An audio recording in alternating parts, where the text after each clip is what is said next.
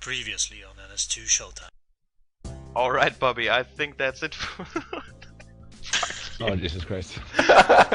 Now it's starting, you know, you all screwed it up. Okay, let's go for last time. Alright, Bobby, I think that's it for today. Oh, God, I hate you. I hate you so much. Alright, Bobby, I think that's it for today, isn't it? Yeah, that's it. And this is SHOWTIME. This is failure! Until next time, Bobby, come on. What was the line again? Oh my god! God, it's sick. Oh really? Really? Bobby, Really? come on. Write it down. Until next time, It's this showtime. is showtime. I really think it would be cool to have all four guys saying until Let's next time, try this is it. showtime. Okay, we tried. Okay, we can try several takes. Okay. No. This whole thing, doing like 4 people saying the same thing, that's gay. I ain't doing it. And I'm gonna tell the whole world that you're gay. That's what I'm gonna do. So when B1 off the blind says it and B1 says and Fana says, and I'm gonna say to the whole world so they know that you're all fucking gay. I'm gonna be a team player. I'm gonna be a team player. Just fucking do it now before I change my mind again. Alright, Bobby, I think that's it for today, isn't it? Yeah, fuck you, Blind. I'm out. Fuck. Alright, hi guys, welcome to Showtime, episode number 2. With me again, of course, B1, Fana and Scrajm. Say hello, guys. Hello. Hello, guys. Hello, guys. And this time it's live, so every screw up like will be showed live, unfortunately.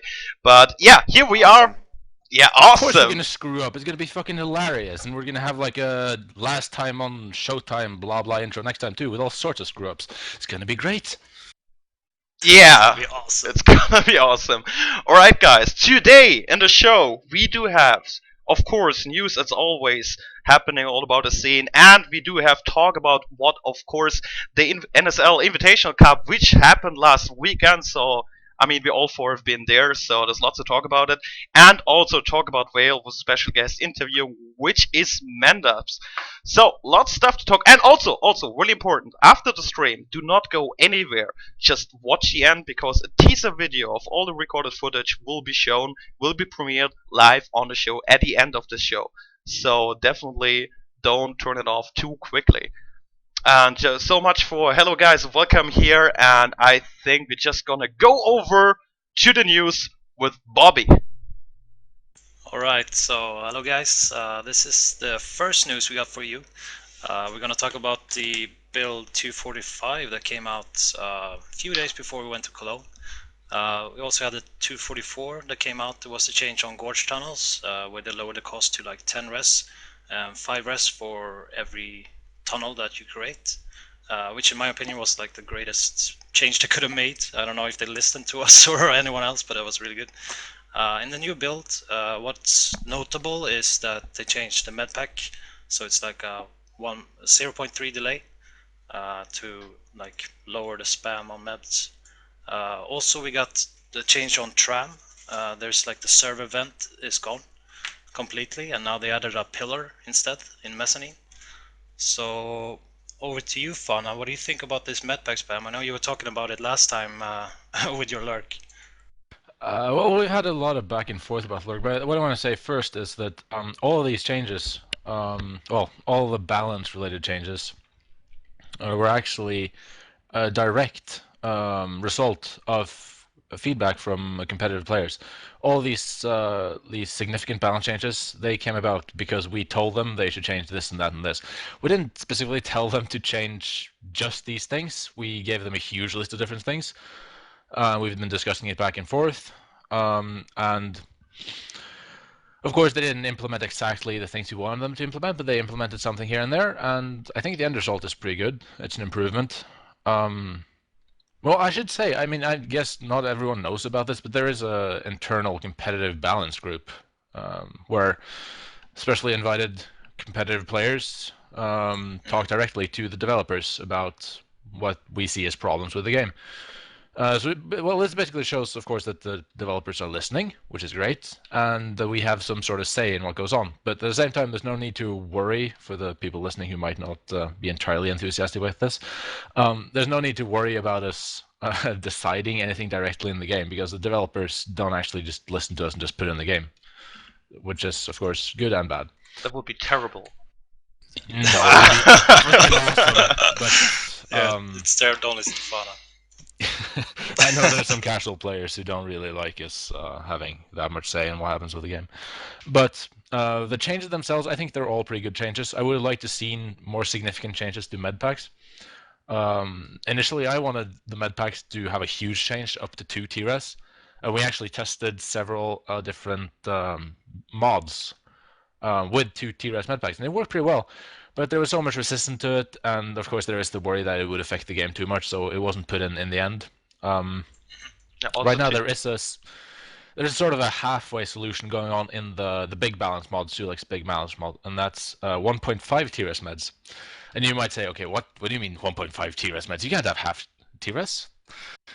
And the thing is, what he's actually done is buff or pump all the costs to double, and he's also pumped all the income to double, and then he changed the med packs from 1 TRS to 2 TRS. And the end result then is actually you have 1.5 TRS med packs. Because you should know, in the background it's all in decimal, it's not just integer numbers, it's actually real rounded numbers, so you just see a rounded number in the top. And yeah, for the people who don't know, actually in NS1 medpacks was 2 res. I think not everyone knows this about, and it worked out for NS1. That's maybe also the reason why people could try it out or did try it out.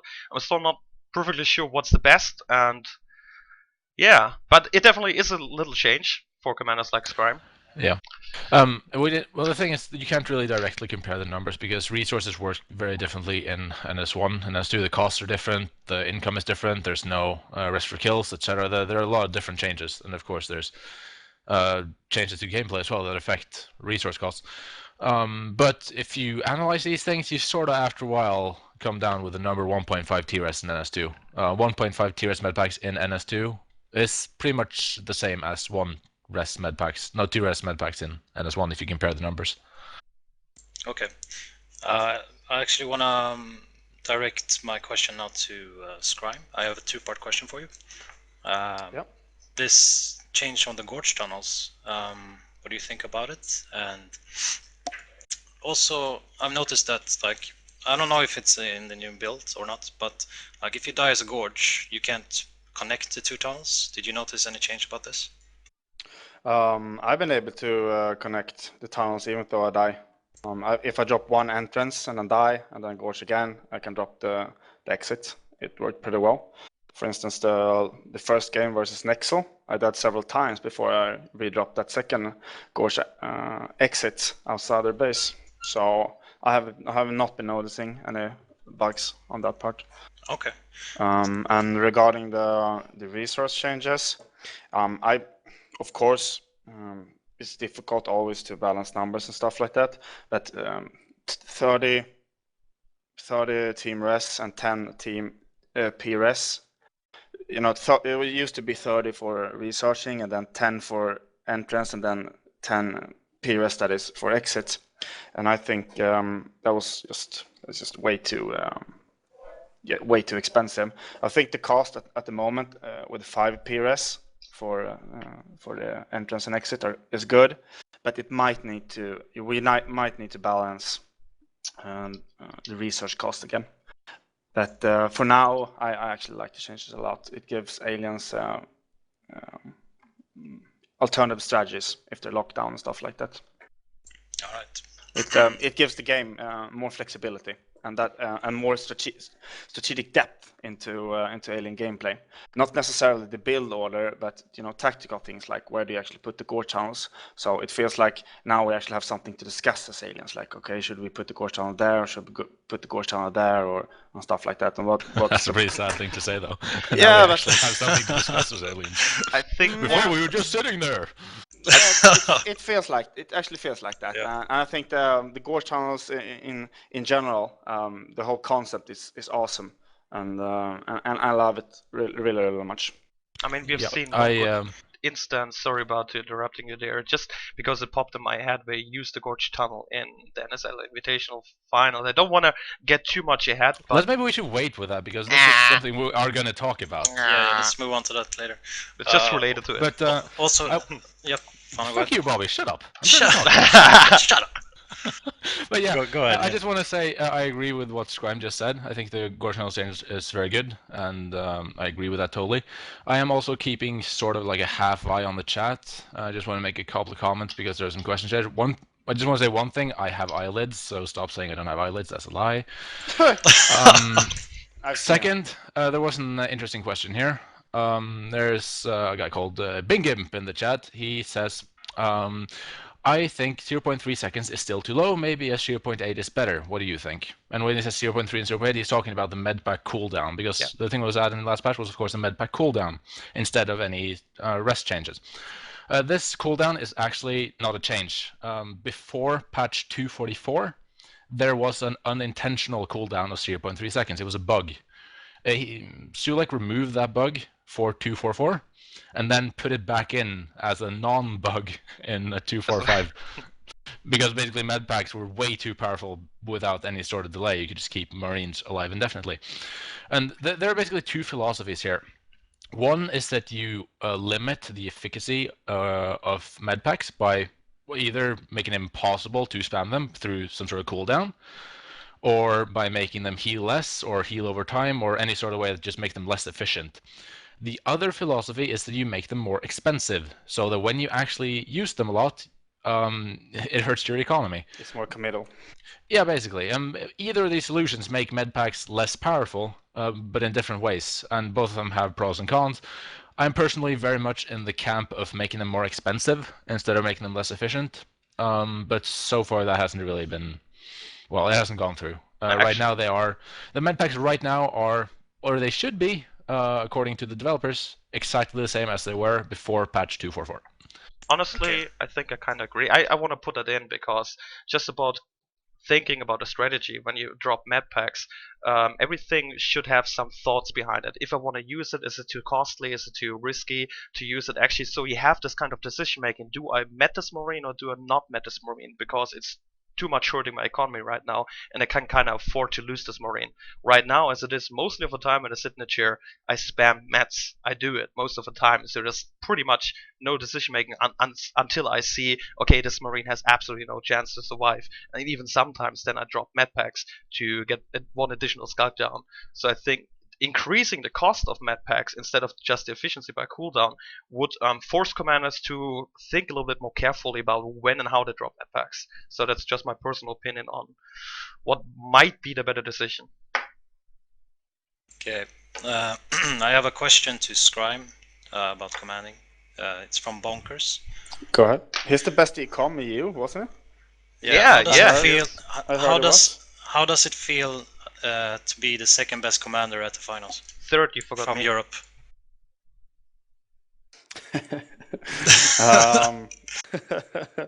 Don't answer, it's a trap. I have no good answer for this.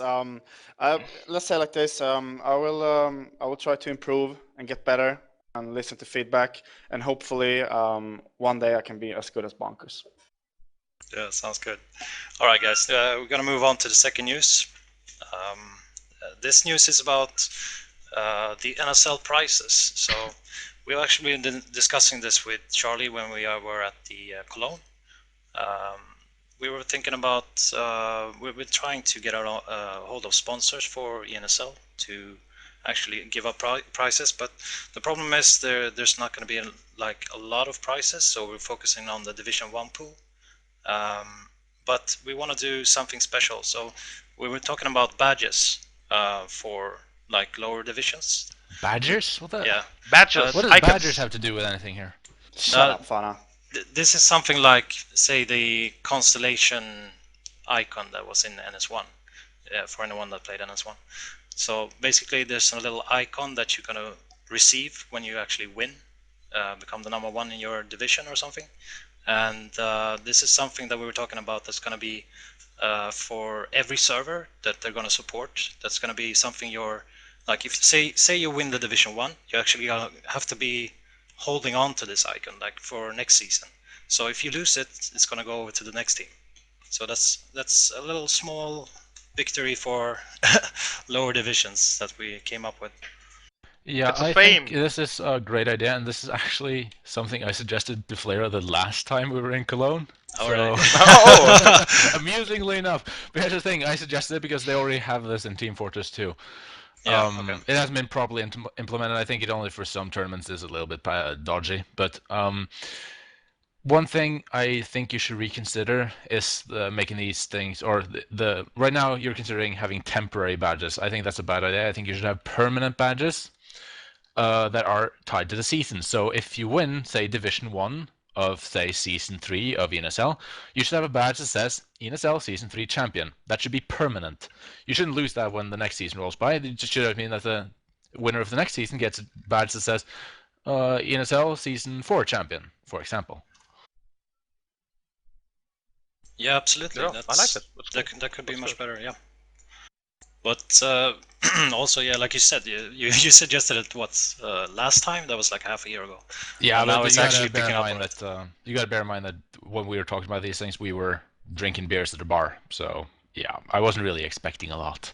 Well, he was actually approaching before the event and talking by himself that he is improving the stuff to get badges in. So maybe what you talked with him in Kabyle, kind of drinking beer, just went in his head and didn't, well, come out now. I don't know. So maybe we'll see them. Yeah, so we have a question here from Party Skulks. He says, what happens then if you win both seasons, like Season 3 and Season 4? Do you get 2 badges, or do you just update the badge? Well, I would personally like to see is actually have, I mean, on the forums, it's all linked to your profile. Maybe then you have as many badges as possible. I mean, you have already those kind of post badges and whatnot. If you can have both and just on your icon when you're on the server have the most recently or most high valuable shown. I don't know, maybe that's a solution. Yeah, just to jump in there, Charlie actually said that in case of doing the badges, he actually wanted to have like a support system on the website where you can actually go in to see like a Hall of Fame where what you have won and stuff. Yeah, that would be cool. I think what you need to implement these badges is first some sort of system that stores these badges, obviously. Right now, the easiest way of doing this, like if they implement some sort of way of showing your badge in game, they should just make it like the different armor types you have in the options. So you can, like, right now you can choose if you want to use the basic armor or the black armor or the deluxe armor. Just make it the same way for the badges. When you open up the option screen, you can select which badge you want to display. If you have multiple. But, I mean, I think there was a question in chat about this, like you said, and we don't know. I mean, this is just something Bobby is talking about now. This is the first I hear of it, actually, being actually implemented. So this is sort of just suggestions right now. Yeah, like you said, you talked to him half a year ago, and we talked to him now, and we're definitely gonna have to follow this up if it's gonna happen. Good things take time. Everything takes time. All right, so let's move on to the third news, and this is actually quite a big one. So we actually heard from a reliable source a few days ago that Peach is coming back to NS2 to play for Sonoman. And I gotta ask you, okay, you're talking about Peach now. Why is this a rumor about Tane? let me come to that. Wait. Okay, Let me just finish the news here. So, Peach is coming back to NS2. He's gonna play for Sonoman. He's already back. He's been playing PCWs with them. It's not Alright. a rumor, it's a truth. So But the last time he came back to play here's- NS2, he was here for a week. Let and him then he left finish. again. Let him Yeah, finish. so here's the rumor, Fana. Tane is going to join Sonoman and play with Peach. Oh my god!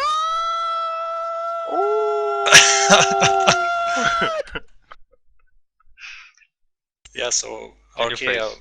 guys, what do you guys think about this? I know this is not the first time For you people heard who- about this rumor, but this time it might actually be true. For people who don't know, Tane is actually one of the key players of Akea right now. So, just as a background. Are you suggesting we have a player who's not a key player? Yeah. Okay. Everyone doesn't is a work key like that. player in Everyone Archaea, is a come key on now. player in Archaea Blind. Don't be like that.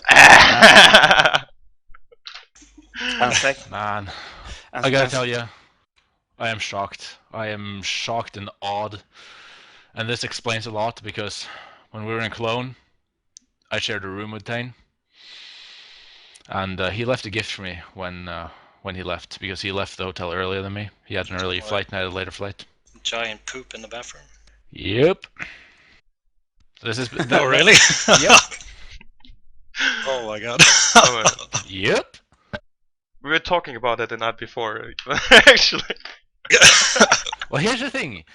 You might think that could just have been an accident. He forgot to flush. But the thing is, if he's joining tournament, he did it on purpose. This is a giant fuck you. You're gonna poop in your toilet, not gonna flush, and you're gonna have to smell it all day. That's totally how it is. Well, he learned from the best, Fana. I mean, Hey, I flush. I always flush. I would like to point out the dimensions of this is actually happening. Like, if there would be a Sonoman, one of the, the key, a legendary command of NS1, I think no one can doubt that. Coming back to his old shape, being really top in NS2, and Tane joining Sonoman with the actual lineup, which is already so strong. I think this could be really interesting in the future about the struggle who's gonna be the king of NS2. Right now, Arkea showed already several times that they are almost unbeatable, and with that change, I think a lot could happen there. So I personally think this is a big change for the scene. Yeah, absolutely. Then we'll have like 4 top teams. I'd say Sonoman, Arkea, NSL, and Godar. It's gonna be competing for it. I mean, of course, Arkea is still at the top, but Sonoman is gonna bring it real hard for it. I gotta tell you guys two things. One thing is the Scrajm is shitting his pants right now. And the second thing is, Zups is gonna be really angry right now that you're not mentioning Meow as a contender. Oh, we forgot, yeah. Bobby. You know what, I'm Fana, really mad you know with what, you. Fana? I didn't forget to mention them. You did. No. I think this proves What? there somewhere. Bobby, No, you I'm sorry. fail. What? All I heard you say was Sonoman, Arkea, and NSL. So you forgot both said Godar Godar as well. and. No, I said Godar. I Yeah, said you forgot 4 Meow. teams. You forgot Yeah, Meow. then you forgot That's a Meow. problem. You forgot Meow. Well, that's your guys' opinion.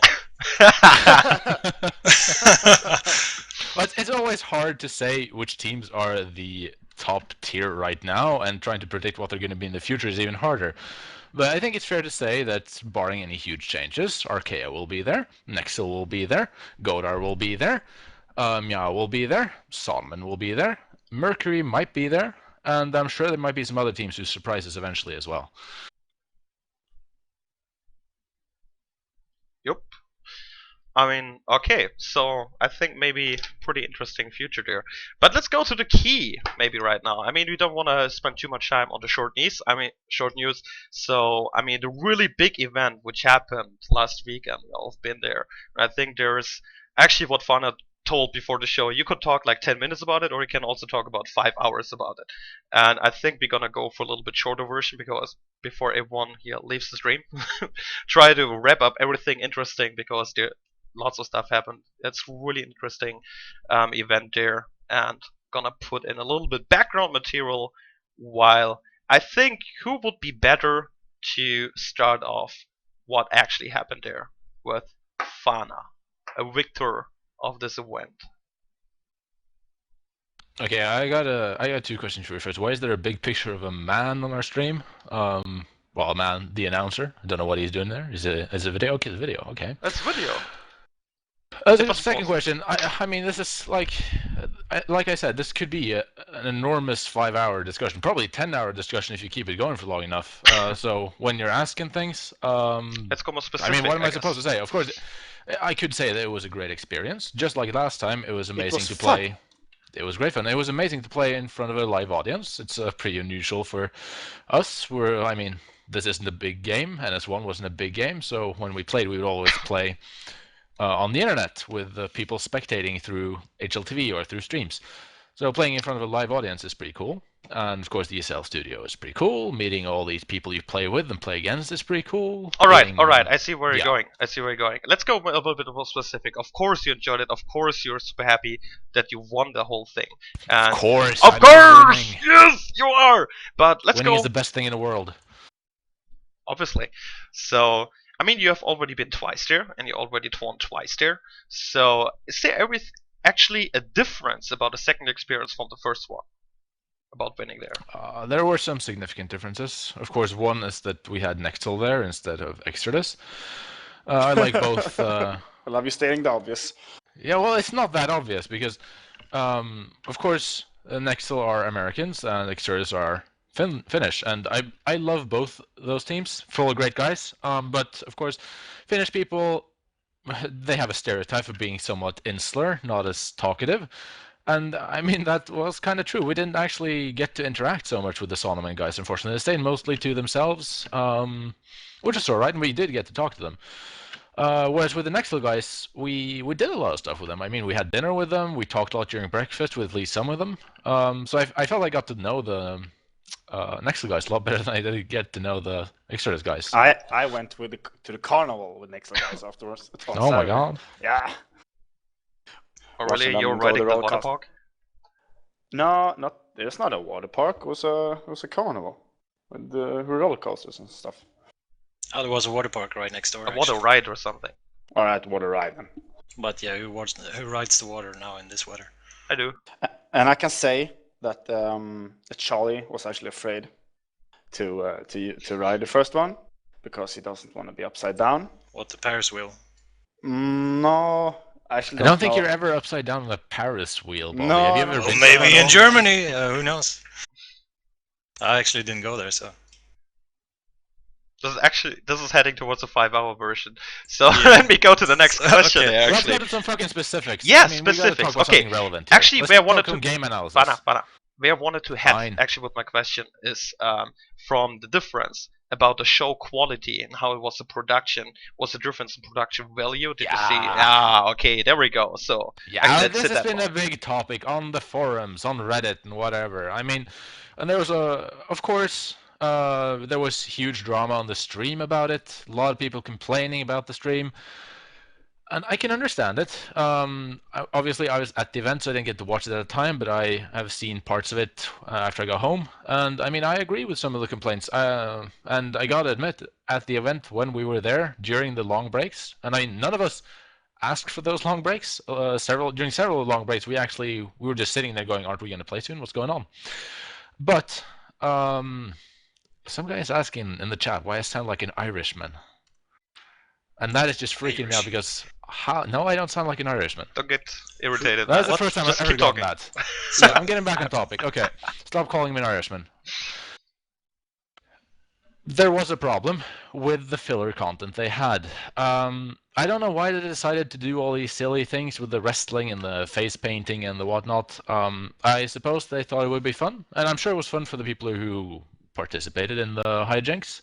Maybe a lot of people who watched thought it was fun too, but personally, that's not something I would want to see in a stream like this. What I'm interested in is the actual matches. That's what the stream is for. I mean, it's the final of a big event, and what we're interested in is watching the matches, of course, seeing analysis of the games, interviews with the players, strategical talk, basically anything that has anything to do with actually playing the game. So Fana, let me interrupt you for a second. Can you actually conclude the matches then and keep this shorter?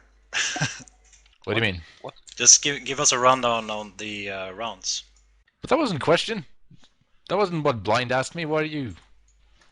Because let's keep it to what's interesting, and the interesting is the matches.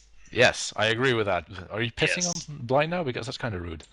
I You're always so piss on rude. blind. You're so rude, Bobby. I That like was pissing on such an blind. interesting question. I actually almost wanted to go there where I mean, it's actually two target audiences which you can approach, like the new people who like the fun stuff, who enjoy this kind of shows, and there's hardcore competitive veterans who maybe have a little bit other approach of what I want to see. So basically, I understand what Underworld tried to achieve there and what Fana was going there, and maybe I personally am also not agreeing with all the content there. But I'm not sure. I mean, what the stream? I have the stream now, so I'm directing this question to the stream. If you think that the approach towards new players and the kind of show how it was produced was a good idea, not just basically only the execution, just the approach, what they tried to achieve. If it's a good idea, type 1, and if you think you should have targeted more competitive players with a little bit background of more deep analysis or something, type 2. and hit it now. No. I don't. No. Why would non-competitive players be more interested in wrestling? Exactly. That makes absolutely no sense, Blind. That's What? what Again, say again. That's what I was just about to say too. Because I mean, even I the didn't- people I who aren't didn't hear. interested in competitive play, particularly, they don't open up the stream to watch face painting. Why would they open? They'd open up some fucking face painting stream. So it's okay for Scrajm to piss on you, but not me? What's this? I don't know. I don't think Blind was complaining either way. No, I think you Golden understand the direction we're showers. heading towards. Alright, so Fana, I have a question for you. Why weren't Bitey giving you the man of the match, most valuable player? How should Fana know what Bitey was thinking? But why would? Okay, I actually want to ask why. Why did you get it? Why didn't I get it? Why did I get it? Yeah. I didn't get it. Ray got it. Yeah. And I don't even remember why Ray got it. It was some funny reason. But I don't think I was the man of the match. I mean, I had a few decent plays, but I didn't play like that amazing. I'm just trolling you. Sorry. Ah, you bitch. Actually, I think the man of that match was Scrajm because he was the one who made the big call in the first round, do the almost rush with the gore shell. Yeah, the God channel. Scrajm, talk about that. What were you running through your head when that happened? Maybe we should start off by actually talking about the first round, what happened and what led to it. Yeah, go through it. Let's do it. Let's have Scrajm do it. All right, what actually happened? We had a semi-good start. We hold our rest nodes, but the Marines got a lot of rest nodes. We weren't very good at taking down rest nodes. We had some unluck in the first 3-4 minutes, even the 5-6 first minutes, if I remember everything correctly. So even though we hold a lot of rest nodes, Marines actually hold a lot of rest nodes too. I don't think they had that much rest actually. Yeah, they did. I watched the stream and I've been analyzing. We didn't get that such good a start as we actually thought we did. They were never above 5 rest nodes up. We mostly kept them down to 4, I think. But then, if you actually watch the rest flow, they didn't get that many upgrades, and even when they were arcing the hives, there was no way they could have gotten jetpacks in any time soon. They were spending all the rest on jetpacks and arcs because they couldn't keep that many rest nodes up. Also, why were they arcing from ore? Am I gonna do this or am I gonna Okay. for everything I said? I mean, because... Okay, go ahead. Anyways, okay, me and Fana disagrees, whatever. But we can concur on agree on though that we held the second hive drop extremely well. They tried to push it, but we held it very, very well. So that was good of us. And after that, I felt like we were even again. We got our things up, and I was happy. But then they got that phase gate in hub, and you know it's very difficult to deny the phase gate in hub. Sometimes you can do it, but we had some bad positioning when we first scouted it, and it got up. But it's okay. Now the major problem was, of course, when they got that second phase gate up in ore. That was actually very bad from us to let them do. I did some mistakes there. I should have assisted more. I should have put way more drifters out because I should have been anticipating it, actually. But still, now it got up. It was some bad luck with scouting first. I had a call like 1 Marine only, and suddenly there are 3, and it just got messy in that situation. So they got that up. Versal did an awesome job. He did exactly what he had to do. He got the turrets up. He kept turtling as good as possible. And, you know, breaking a turtling Marine, it's very difficult, actually. And some bad calls from us. We perhaps should have went harder on one phase gate instead of changing phase gate. It was a little bit messy from me there. I should definitely have called it a little bit better.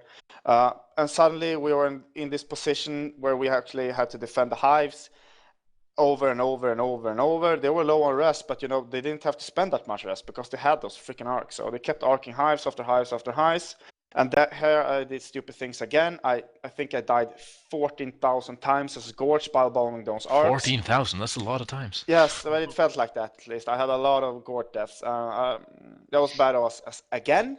So, you know, mistake after mistake after mistake, small things. We did a lot of other good things, but, you know, those things add up. So they took down 2-3 hives, if I remember correctly.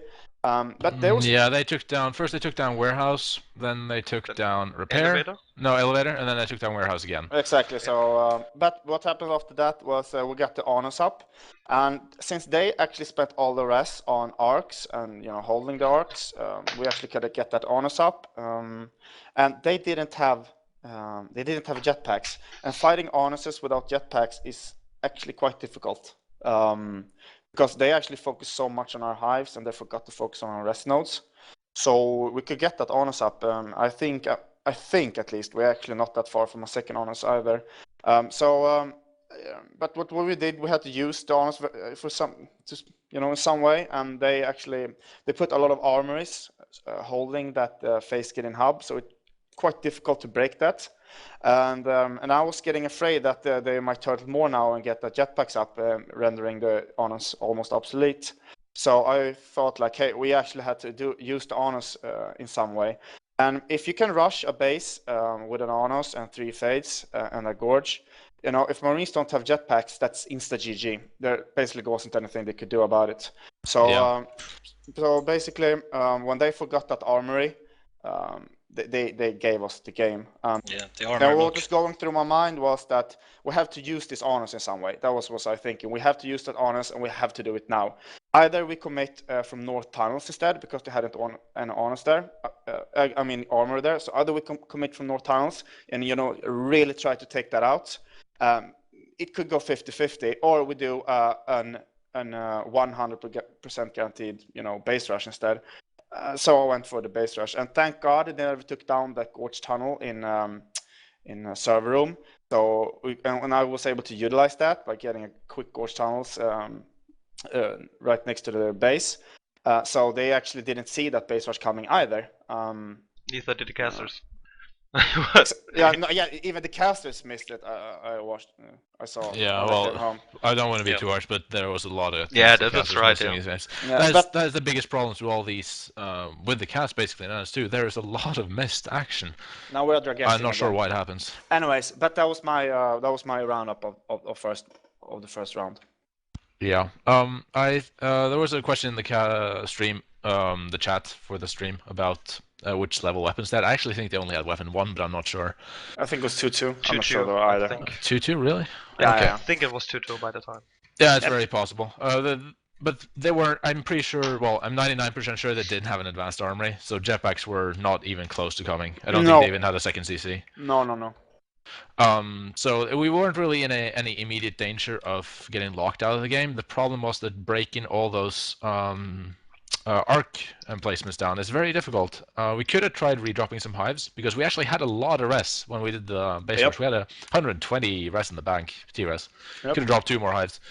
The problem is, of course, keeping those hives up is difficult, because while they're going up, you don't actually have any healing there. So even with Onos and a bunch of fades, trying to take down those arc emplacements is going to be difficult. So I think I'm 100% sure that going for the base was the right call. And part of the reason for that is what Scrajm says, that it's very powerful going for that base when you have that many advanced life forms. It's actually easier to go for the base than it is to go for the face gates with all the turrets. Because if you go for the base, they don't have any turrets there, and you can lock down the IPs.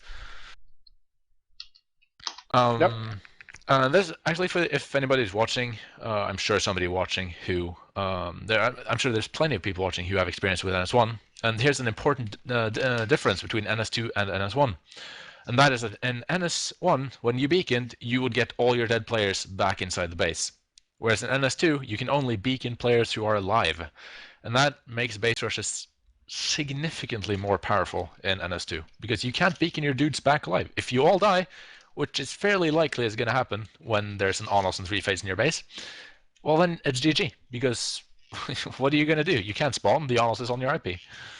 That's right. Funny part about the beacon is still in my head that everyone goes back live, and the last match I played with my team, I was beaconing and screaming, "Why is no one going through the face gate? No one's facing, what the fuck?" They were all dead and the beacon didn't bring them back to life, and I forgot it. And I was screaming and yelling at my team, and I completely forgot the new mechanic.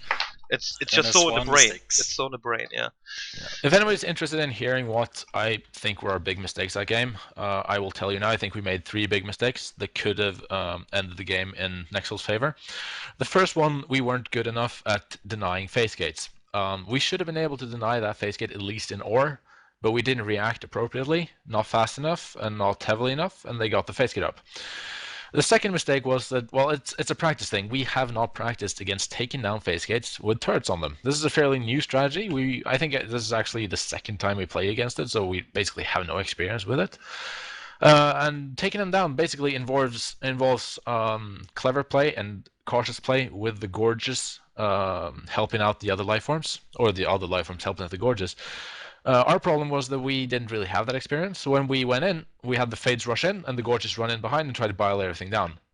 Nexel have some experience running this strategy, of course, so they knew that what they need to do to just block everything or prevent our rush to the face gate from succeeding is killing the gorge. So what they did was they just sniped the gorge, because we weren't protecting the gorges, we were just trying to kill the marines. And okay, we kill the marines, but we don't have the gorge there to bile bomb the turrets, so how are you going to get the turrets down? Well, you can't, because they do DPS on your fades, and they're jumping through the face with shotguns, and the fades have to run away if they don't want to die. Yeah, usually in those situations you really want to be protecting the gorge at all costs. So yeah, maybe even have 2 gorges. We had another skulk that we could have run as a second gorge, things like that. And the third big mistake we made was we could have actually still cleared the ore face gate.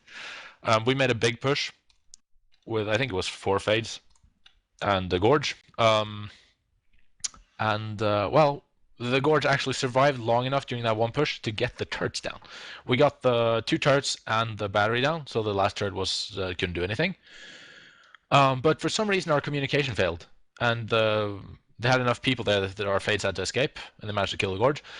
But for some reason the communication failed. We didn't actually, I don't know if we just didn't realize it or if we didn't communicate enough.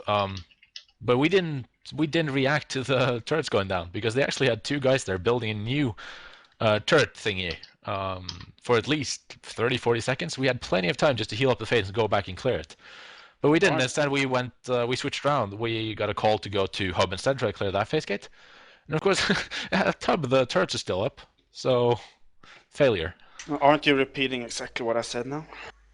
Did you just say that? Yeah. I talked about the face gate denial, I talked about not denying the arcs, and I talked about trying to take down the face gate. I think I went into a little bit more detail than you, because you just said this and that was bad. I said why it's That's bad. So, Fana, we have a question from Stormseeker. Did you know the robot factory was there in ore?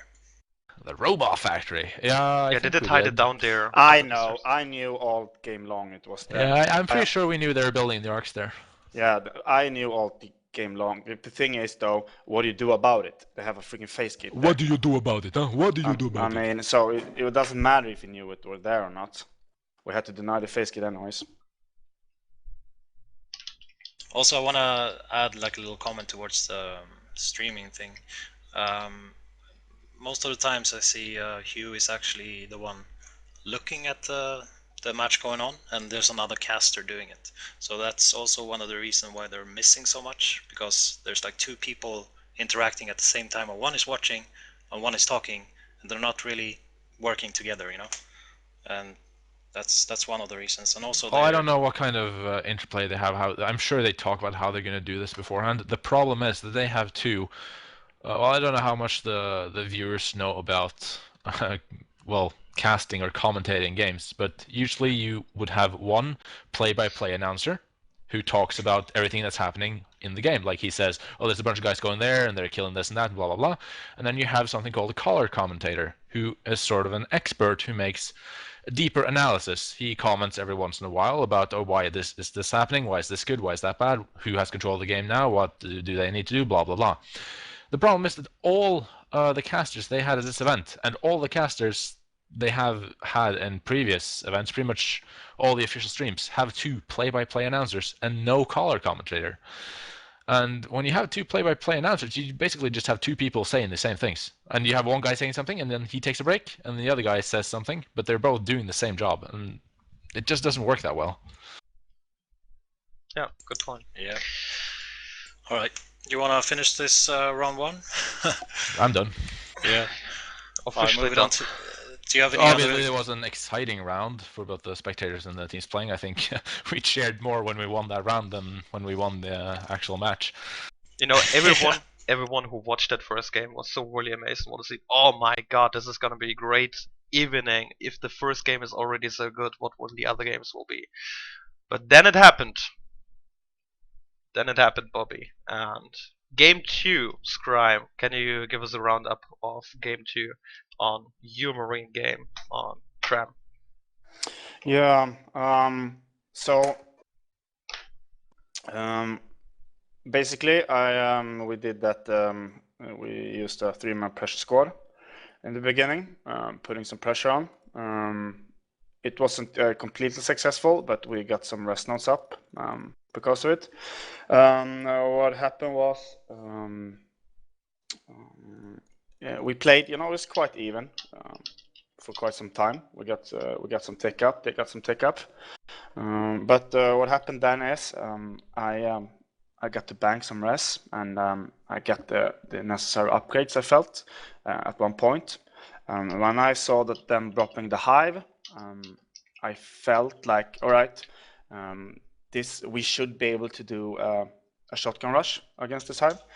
Basically, when I see the hive, I always, that's a game changer, because then I can choose one of two options. Either I go for the res and just holding my res and keep taking, or I reach the shotguns and make a 4 or even 5 pressure against the hive. The problem with if you're going for the high push, it costs a lot of res and it's extremely committal, because not only do you lose the med packs, you also lose the shotguns if it fails. Meanwhile, you're making no pressure against the alien res nodes. Or you can go for the late game then. I chose to go for the hive this round because I wanted to change it up, because I was planning on going for a late game on descent instead. Now it didn't happen on descent, but that was my plan anyways. So I was trying to make a push here, and it succeeded. We managed to drive off the lurks. I think we had to make 2 pushes though, and we took the hive down. And after that, it was basically just keep doing it. Just cleaning all the hives over and over and over, because at that point we basically had the game. I feel. So, sorry to interrupt you really quickly, but Blind, is there any chance you could stream the actual gameplay during this? We have a question about it. The gameplay, you mean? Yeah, so I they mean, can see what ideally, we want to stream the exact things happening in the game and Yeah, talk about them, but game it's a 1 bit is difficult what's doing that going on. live. That would have to be really properly prepared, and this show is last minute show on Last Showtime. minute show. Yeah. All right. Anyways, so we did a committal high push, and thank God I have Ikea Marines, so they just did the thing they had to do. And after that, I could just play it somewhat relaxed, keep denying those hives and stuff like that. I think we took down repair one more time after that, and then maybe even elevator. But at that point, this you're watching right now is a pretty key moment actually. You see, I'm being attacked by a bunch of lurks in the gorge and shit. They want to drop. They really want to drop the hive here. They did. But Scrajm's med spam just managed to keep me alive long enough that we get back up in there, and manage to control the situation somewhat, and that makes our second push a lot stronger. Because we forced their players to get on behind and go on the defensive. Yep. That was what turned the game around. It just gave us the advantage we need. When we get an advantage, I feel it's very difficult to take the advantage away from Ikea. Here we got that advantage, and after that we could just play it safe and hold the game. Yeah, I mean, a lot of these pushes are momentum based, so that while your first push fails, if you manage to do a little damage and gain a little momentum during the first push, it makes the damage easier for the second push to succeed. I'm not sure if we even succeeded on the second push. It took a lot of tries, I think, but or maybe it was the second push. Yeah, the push you're But seeing because right we kept now, gaining that momentum, we managed to get it eventually. Mm-hmm. Yeah, the push you're And seeing here's right the now. key part where we just force them back until we get to the crags, we kill the lurks, and we get the crags down and the hive down. What I wanted to say about the second push there, it looked a little bit, yeah, as I said, risky.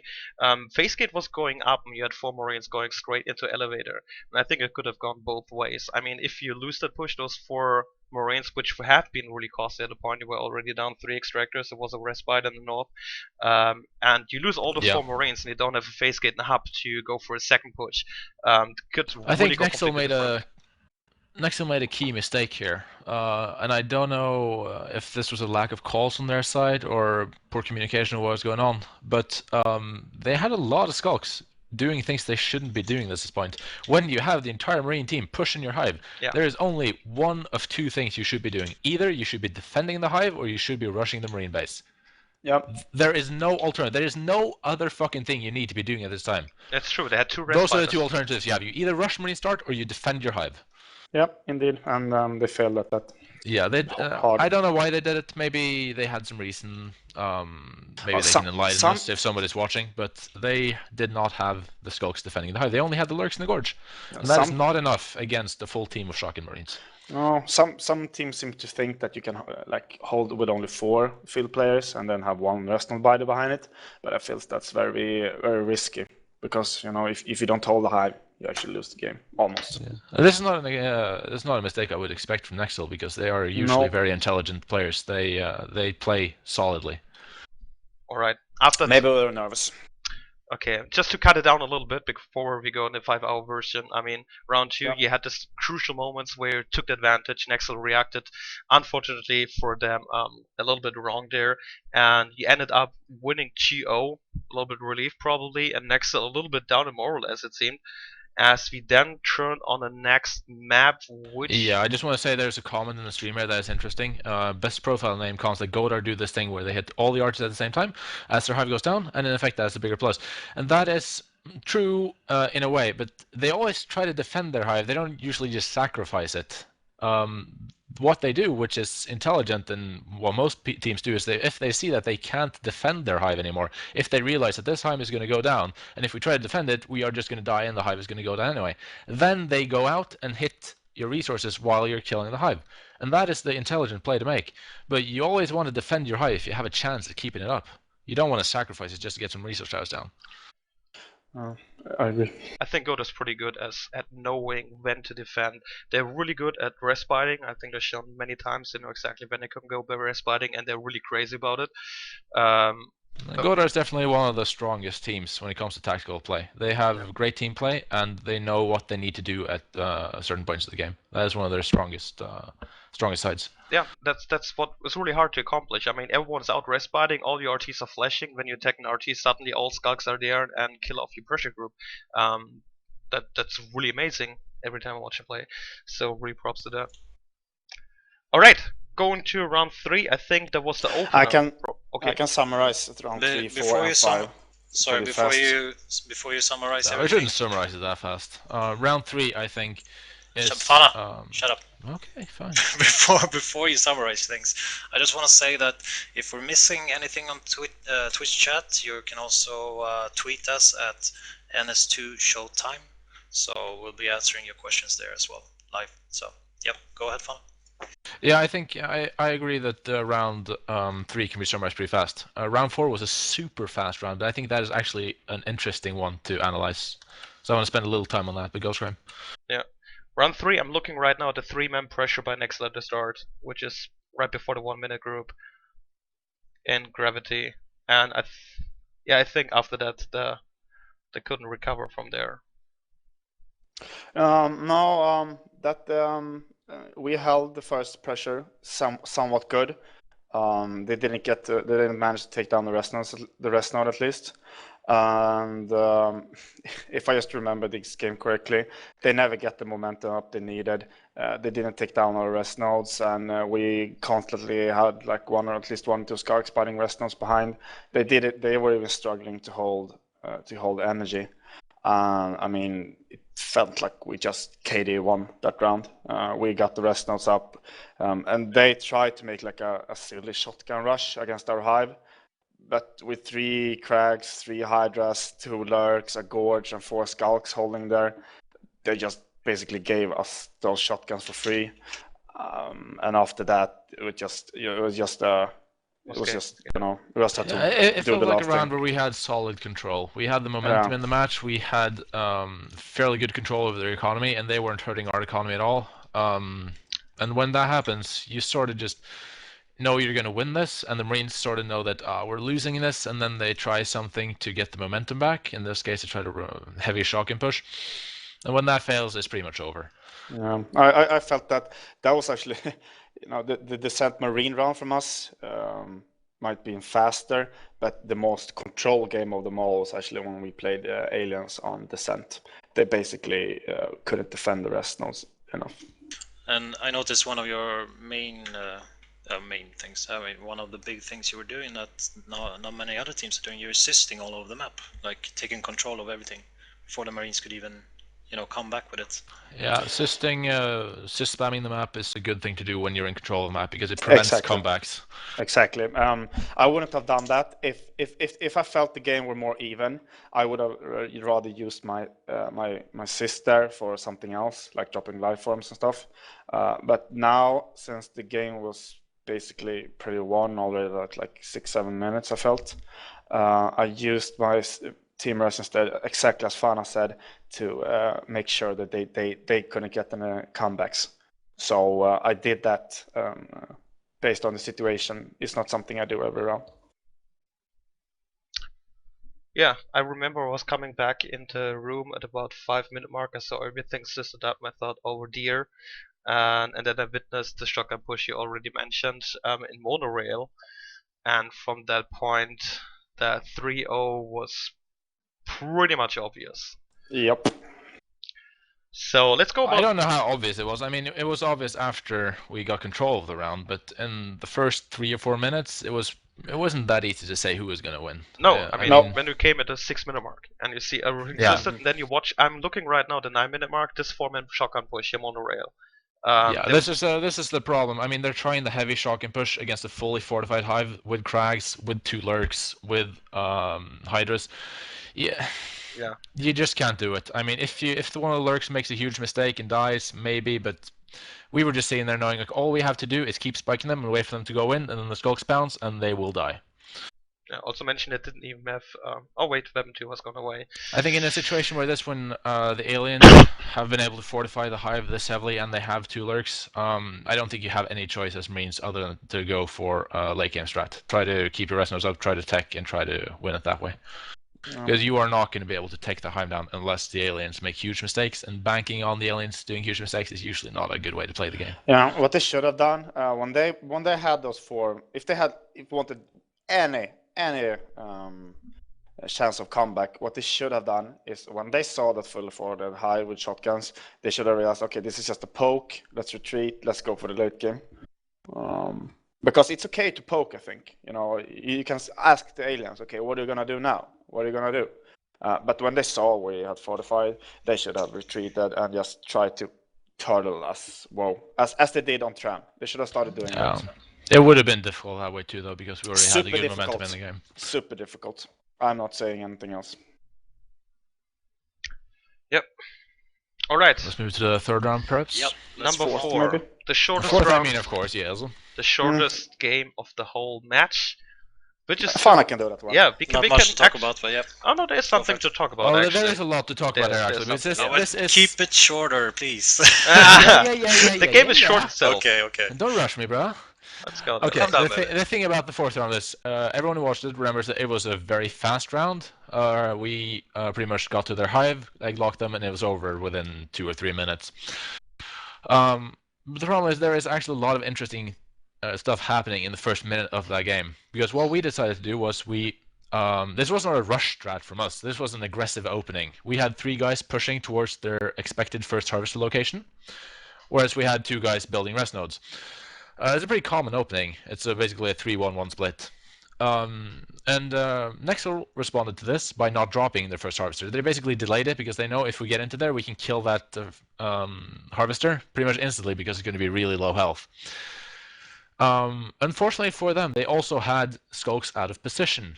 I'm not actually sure why they had so many skulks behind us, but what we quickly noticed when we were running through Hydro towards Plaza was that we were getting parasited from behind. And that means there are skulks behind us. And well, we also knew there were several skulks because we were getting parasited several times at the same time. Oh, wait a second. When we know that... I'm trying Yes. to find actually the video moment right there. There's so much filler content, I cannot find the game. There was like a 1 hour break That's- between the third and fourth yeah. round. That's ridiculous. Does someone in the stream chat know what timestamp Game 4 starts? Please tell me. Okay, keep going. Sorry. The problem is it's also hard to hit it. It's after the face painting. It's also pretty hard to hit it because of the it's so short. It might be 3:24 or something. I'm just there. Maybe we've gone past actually because the stream is 4 hours long. No, you're on Veil now, so you have to go back. I go back to try to go back to 240. Oh my god. Yeah. I'll just do the face painting. The face, was it before or after the face painting? I don't know, man. Maybe it was before. Try 240. 240. Sol is telling me. Yeah. All right, thanks, Siljan. Yeah. All right. I interrupted you. Try to find your thought again. Well, I have my thought. I'm just waiting you for the video up.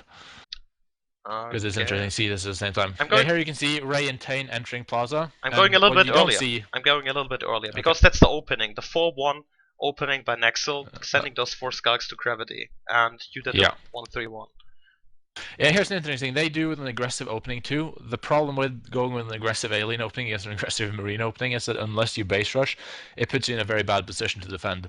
Now, Eagle did a great job here in whatever that place is called. I keep forgetting. Gravity, yeah. He did a great job. He actually got a frag and hurt the other Skulk pretty heavily. One man against 4 Skulks. That's a great job. Yeah, that also made our push earlier better. But these guys, all they had to respond to our push when they realized we were going through Hydro. So after they kill Eagle, they have to rush back, and we realize they're coming behind us. And that is the last thing you want to happen as aliens. You don't want to be behind the Marines they're pushing. You want to be ahead of them so you can set up an ambush position. Okay, instead they end up behind us. And as you see Tane Ray entering into Plaza here, I actually stay behind in Cafeteria or whatever it's called. Because there's a huge line of fire there. So I know as the Skulks come jumping down the stairs from Hydro, I can spot them, and I can shoot them and pick at them, and then I can run up to Ray and Tane without them being able to hurt me. So I stay there, and I do some pot shots on the Skulks rushing through, while Tane and Ray do a great job against the remaining aliens around the Hive, which is 1 Skulk in a gorge. We come there. I just wanted to. I paused the stream right there because I want to point out the alien positioning right now. There are just 3 Skulks in Gravity. You 3 were going through Hydra to Plaza. 1 Skulk was going top to chase you. 1 Skulk was in Gravity. 1 Skulk went to Observation. And that was complete disorganized by Nexel there. So it made, I think it made they reacted pretty slowly. What they told me afterwards was that they thought there was only 2 guys pushing, so they didn't really have that feeling of panic, I guess. Or well, the feeling that they needed to get there really fast. And then I guess they did, because they did have 3 Skulks coming from Hydra eventually. Because I saw those Skulks and I was picking at them with the LMG. But as you can see here, Tane and Ray managed to get the Gorge and the Skulk, and that's a big blow.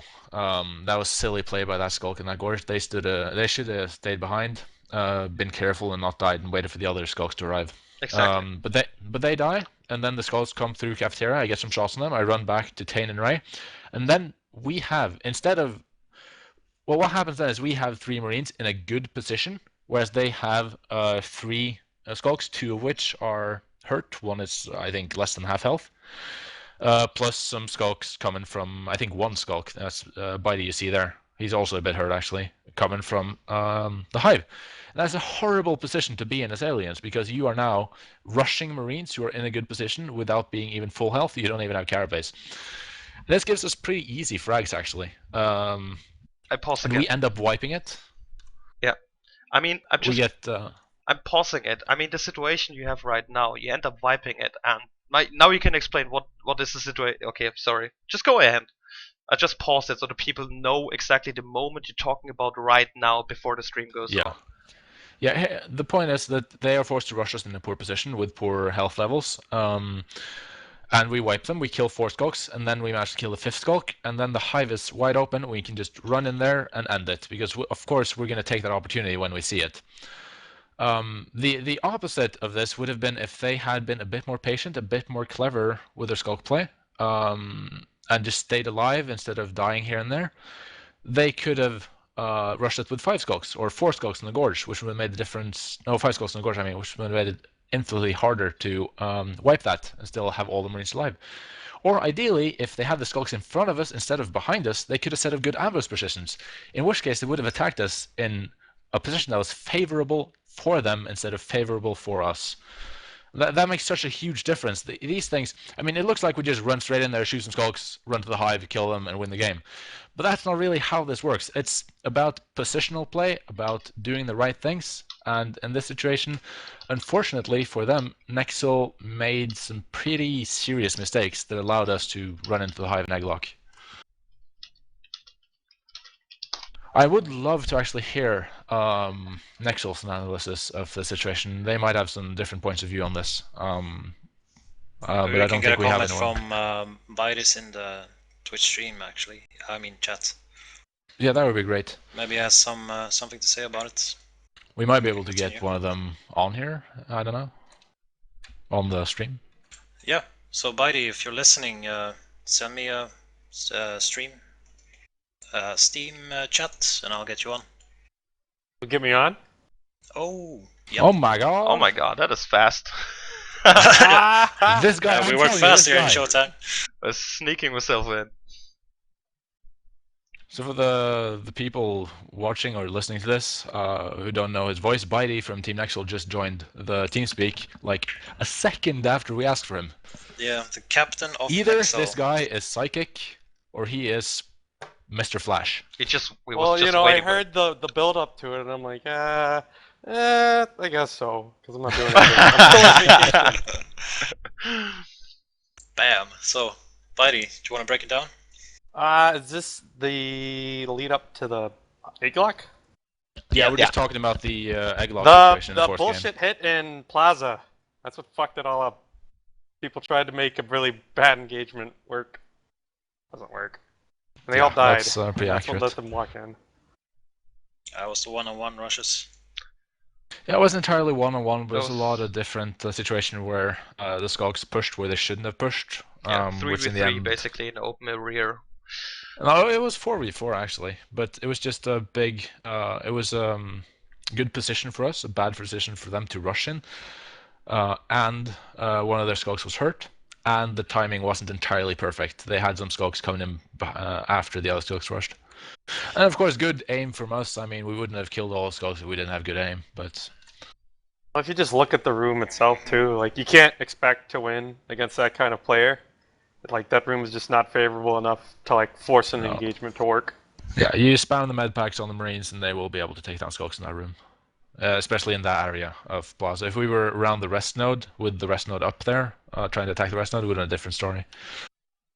Yeah, I was saying that they should have attacked in security. Security would have had a much higher chance of a success. Or even just waiting until you came into the hive room itself. There's a lot more spots to fight. Yeah, and you would have had 5 Skulks going at the same time then, instead of 4 Skulks going, and then last Skulk sitting in security just waiting. Because that didn't work out at all.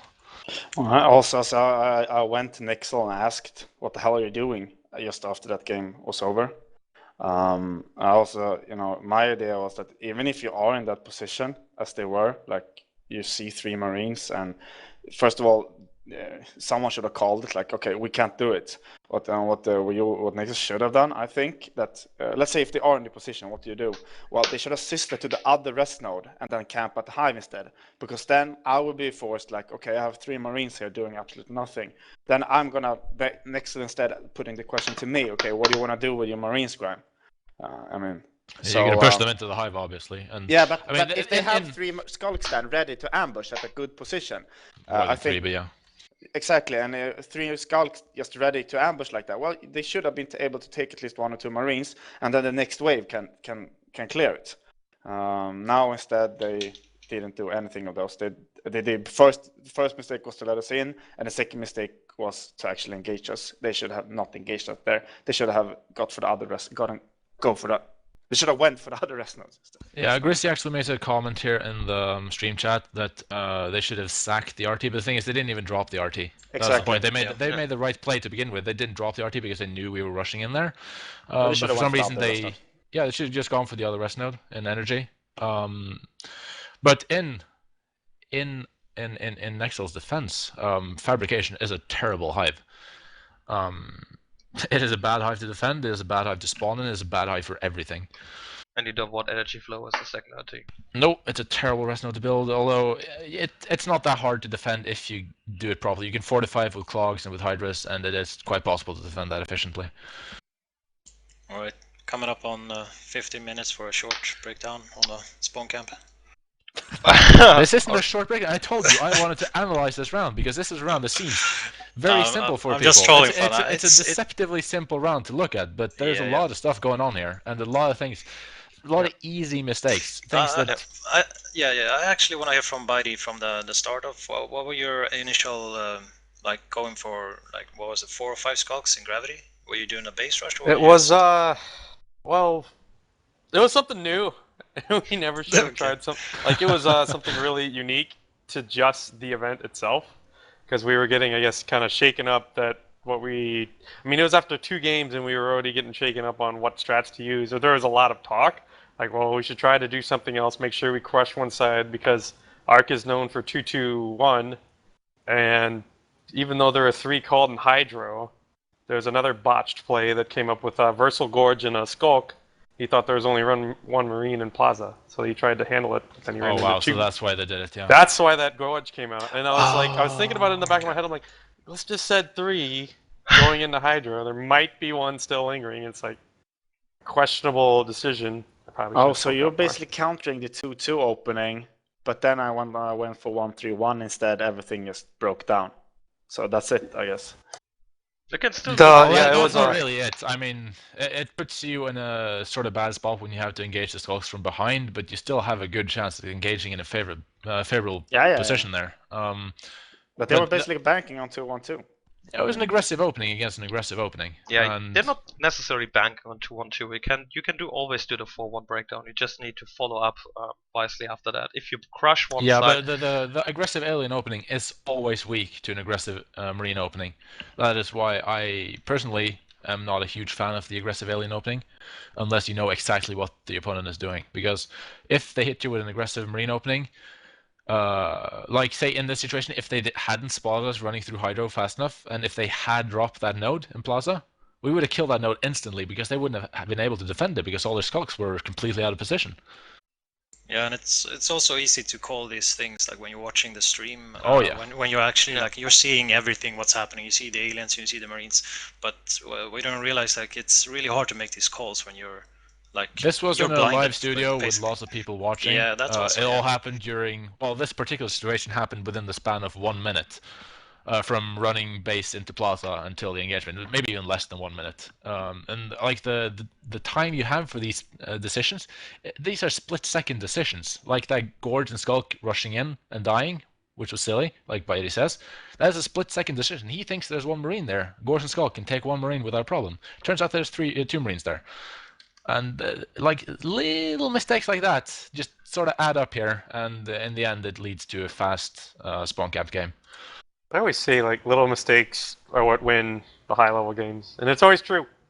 Like Versal going in when he shouldn't.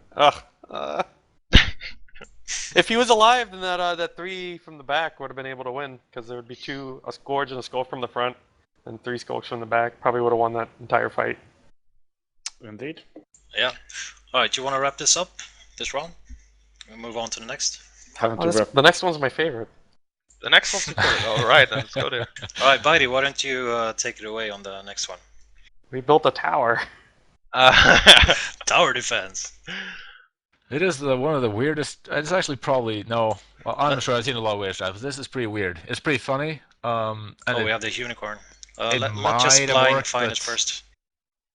Sorry, let's just blind find the actual gameplay first. It is there, 5 minutes in the game. I mean, it's actually, I think, just about... No, it's just too late. They're already on top. You can see both Bitey and R-Line sitting on top of that CC. Right, you guys discuss this thing. I'm gonna shut up for a while now. Alright, Bitey. Alright. Yes? You got the lead. Well, so this was something that we pioneered with Godar, and Versal broke down to me one day, like, hey, did you know Skulks can't climb on unbuilt CCs? And then they removed the ability completely later on, but apparently the 4 corners of your CC, you can double jump up and get on top as a Marine and Skulk, but it's really hard to get there as Skulk. So we basically found out that a cargo spawn is probably the best spot to like tower defend a hive room and completely block off any ability to get the easy hive. So we put that there, and we set it from the start once we found out that they were sub-access. It was like, well, we're on stream, we're behind, let's do it. It'll look amazing. And it did, for sure. Was this actually something you thought up the last minute, or was it something you planned before you No, came this to... is about a month ago that I pioneered it. And then I found out that it works best in cargo. So once they either it's pipeline or sub, it's both viable in those locations. The problem though with the strategy was that you banked upon getting your face kit really fast. And it ended up you sitting there for I don't know how many minutes on a CC. Just basically sitting there. Being put out of the field. And I think that was Russell told after the match, that his plan was get a CC lock to have few of the standing turrets there and try to get a face kit as fast as possible. And I think that was one of the issues you had there, because the rest wall was completely gone wild. I mean, really bad for you. Yeah, we had it when we first established the CC, but we went for arcs and phase tech, which you can't do both in early game. You just don't have money for either of them. So we had like an arc bay that was going to come online. I'm not sure which came first, whether the arc or the phase tech. But once it went up and we were just told to sit there, I was like, I don't think this is going to work. Because it was just trying to do too much with not enough money. And then we started losing all of our RTs behind it, and it's we had to put 4 back on the field, but that was not called. So we stayed and waited at the CC. Yeah. The moment I saw you in cargo sitting reminded me of so many 2-hive lockdown games, where, especially with Gorge Tunnel, you can really fight it back. You instantly mass expand, go out, and can hold 7 harvesters as Alien, while the Marines end up often for this lockdown hive scenarios with just holding a face gate in pipeline and in base, and have a really hard time to pressure out anywhere. I don't know, there was many scenarios I've experienced myself. That's instantly when I see a face gate going up in cargo or something, of course you can try to rush it, but the first thing I do is expand everywhere I can, even to west and topo. I don't care. I agree, blind. That's the best threat. Counter to it. Yeah, we also saw in the arc push that there was Gliss was actually using the arcs the Mac pretty well. He was holding it for quite a while before. Yeah, if you're talking about West Junction there. Yeah, exactly, the West Junction one. Yeah, I think I hit him like 15 bites with a lurk, but I couldn't fucking kill him. Well, another problem was with the arms lab. We were supposed to have armor 1, and it never got started, or it never finished. Something happened, and Versal either misclicked. But during the entire arc fight, we were supposed to have like armor 1 up. I could have made a difference. Yeah, I was wondering what it was. So was it dropped because the cousin never showed if it in the base? I did never see the base. So it was dropped by Versal but never built, or? Well, the arms lab was finished, but for the longest time it wasn't pumping up any upgrade. Okay, it was finished. So it was like we had an arc factory, arcs, arms lab, ops, phase tech, and we just had nothing spent on good stuff. Yeah, well, I think though instead of armor 1, if you wanted to make this an effective strategy, I think you would have needed shotguns, because with 2 lurks, it is very difficult to get pretty much anything done as just LMG Marines. But if you have the shotguns, it becomes a different ballgame. At the point, it's already an all-in at this point, or almost. At least a super heavy commitment. Yeah, we could have done so much better if we didn't go for arcs and phase tech and arms lab, and then trying to squeeze out any upgrades from it. It's just too much money spent early game on nothing of substance. Yeah, exactly. But also, then you actually have to commit. Like, if you're not gonna arc nano and you want to take nano, you have to commit to it. Like, all in on it. It's not gonna work otherwise. But okay. Anything else for this round? No. I think that's it. So, okay. All right. We wrapped up all 5 rounds, and I mean... well, I'd like to hear if Bitey has any comments on the, especially the first round, actually. It was tons of fun. And it was, I was getting really energetic on that round. Like, I was yelling at my team, and I started taking more control. Like, when the Onos pushed out, I told everybody to get up on the boxes. It's like, guys, you're not thinking far enough ahead. Just get up on the boxes and shoot the Onos. Lots of little things like focus gorging, and it was so much fun. The most fun round. Besides the tower defense, which was also awesome.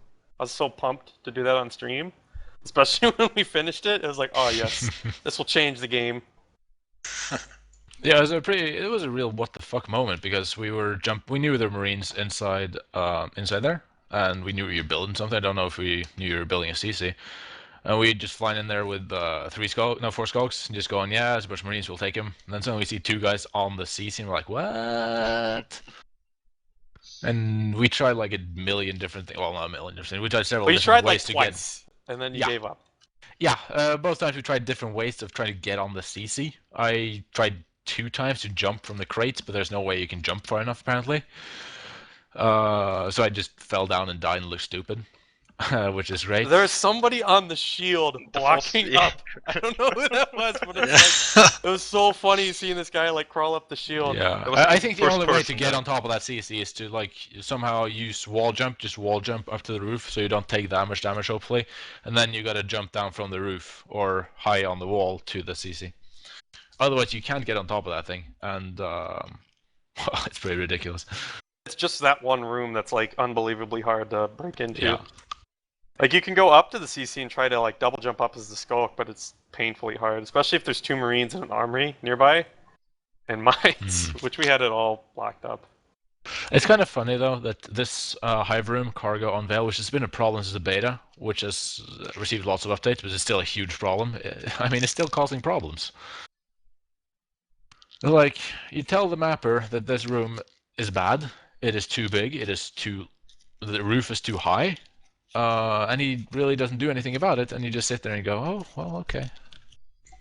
And then months later, problem shows up again. Yeah. So, wrapping up the Cologne, since we're already on Vale and talking about it, we actually have the map of this episode is Vale. It's coming up for the next NSL matches, the next week, the current week we're in. So we're gonna talk a little about it. So Fana, go ahead. Okay, well, what do you want to talk about? Do you want to talk about Marines, or do you want to talk about aliens? Just switching this over No, because yeah. Cutting down because we need to cut down the invitational. We talked a lot about it. I know Bitey has lots to talk about. I know you 2 guys have lots to talk about. We could talk for 10 hours, but we need to keep the timeline right now. It's a bit of a special episode, but yeah, I agree with you. We've gone a bit too far already. But this is a special episode, and I think we've gone a bit over time, and we will go further over time since we have an interview and some other stuff coming. But this is a special episode. We just had the biggest event in NS2 so far. That is right. And I think it deserved a little extra time. No, of course it did. Thanks, Bitey, for being super flash coming on. That was good. Yep. Woo!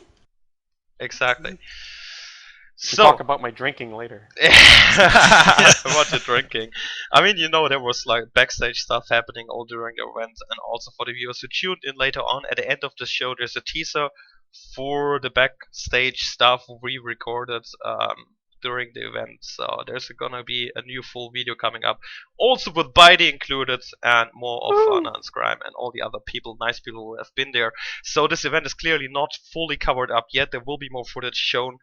But for this live show right now, I want to cut it because there's another one who wants to come in here and talk about something, and also we want to push this forward a little bit because, as Bobby already said, it's gonna be the next. Get to it, Blind. For fuck's I'm sake, getting to it. Vale, we talk Fana, about let Vale. him talk. You talked for 2 hours now, Fana. You talked for 2 hours now. And today's guest we have here, Mendasp. And the first thing we need to do is dragging him in TeamSpeak. Can you do that, Bobby? He's already here, man. All right. Been here for quite a while. I've been here the time. Listening, being like, when the fuck am I allowed to talk?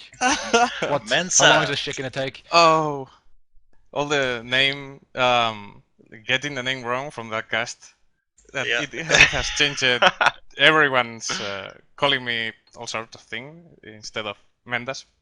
Well, what is the truth? Tell us, how do you pronounce it? Mendasp. It's easy. I've been right all along. How nice. Where's your name from? Could we skip that part? It's really crappy and stupid. Yeah, just But I can tell you that the SP at the end is just Spain because any name ending with an A would confuse everyone and think I was a girl. So that's it. okay. So you see how stupid it is, you know? All right. Well, for people that don't know who you are, do you want to introduce yourself and what you do in the community? I do a few things. So mostly people will know me as a mapper, and some others, more trolls, will know me as an ex-mapper. And right now I'm maintaining Summit and Veil. I picked up Veil more recently, but I've been maintaining Summit for a while now.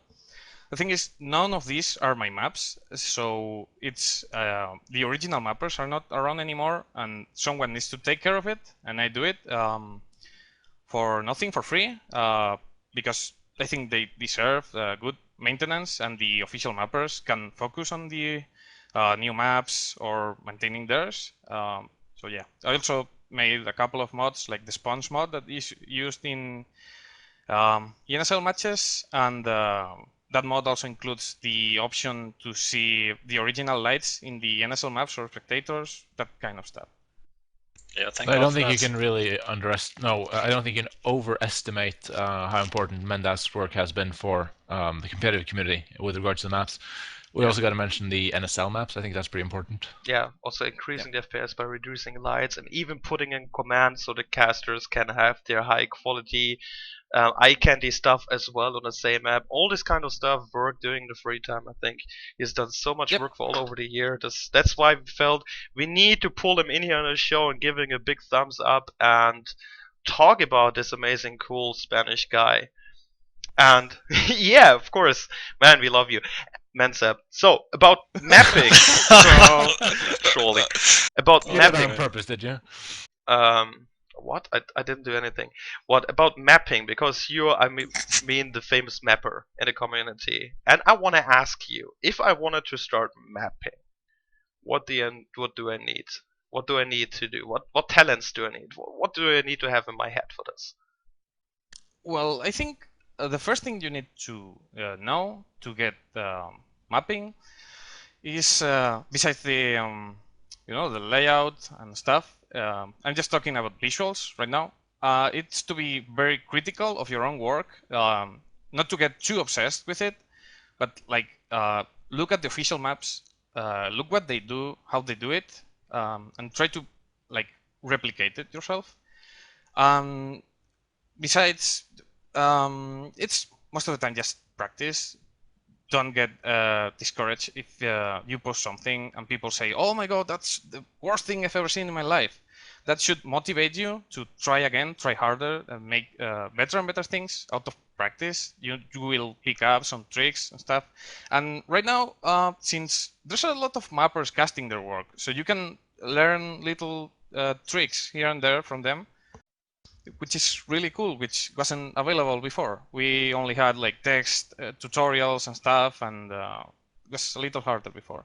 But it's mostly just keep trying until you're satisfied with what you've done. Also, if you like play the game competitively, you will end up picking up what makes maps good, what needs changing. If it's just maintaining, which is what I do right now, just from repetition of the problems of the map, you can pick up ways to fix it really easy. One question in there because of talking about maps and competitive. I remember a post by Scrajm where he picked up the 10 Scrajm's commandments. Do you consider the same, or did you read that, or do you go through with that when you do your map balancing? I read it and it's really good, but I didn't like actually have a list of things in my mind of what makes a map good. Just from, for example, playing Summit so long and asking people what they think about the map, what they think are the problems. I just focus a lot on community feedback, and I will like follow someone until they give me their feedback. So then I can go through everyone's feedback, see what's the most common problem. Well, there's things you can notice yourself, but I really like to make absolutely sure that they will get a change right. So I ask a lot of people on their opinions. I will propose a solution. If most people agree, I will implement it. We will test it, and we will test it for very long because I want to make sure, like a popular map like Summit, you cannot destroy it so easily. So I want to make super sure that something's right. But basically, lots of feedback from people. About Veil, you had a test version where you connected Dome to Nano. Do you want to talk a little about this change? So in the workshop, I have an old version of the Veil test. It's called Veil test because I'm very original with names. But it's been updated again internally, and we're testing more things. But basically, what it does is it changes pipeline, the exits, which is a zigzag corridor in the original. We just connect the two corridors in a 90-degree turn with it's utility, or is it the dome? I don't know. I think it's utility. And basically, utility is cut by half, and it turns 90 degrees. I think it's been seen in the stream. Yeah. So basically, and then there's another corridor in the dome that connects to this hub thingy outside of double. What these two changes do is reduce the sys count from pipeline to double to 9, which is the same as in sub and cargo. So it makes the 3 hives likely to be able to get double. So the other side effect of this change is that it makes the dome into like the system waypointing of the right side of the map, but it's not a room. It's a lot more claustrophobic. It's smaller. So if, for example, Marines get 2 face gates, one system, one the dome, the game is pretty much over if they can hold them. But yeah, the thing is, pipeline did have a problem with the rest flow because you cannot go for C12, and if you go, it's super hard to defend. And then you can try to go to like cargo and C12. It's very hard to hold from pipeline. It's too how to say it? It's too far away from the rest of the. It's not really attached to the map in a way. So that was a problem. So this connection, this gives better connection to pipeline. But still, we have made more changes on top of it, which we're still trying. And I want to update the workshop version of Veil test so more people can, like when we're satisfied with it, I will get more feedback from the community, hopefully. Because as I said, I want to make extra sure this this goes right, because there's some big changes here. Like for example, I've removed. By the way, I haven't mentioned. I need to mention it. There's a map tester group composed of competitive players, mostly American players, and we do testing 2 days a week on these changes. So most of the feedback I'm getting right now, it's from them, but that is usually good enough to make the changes and get a feel for them.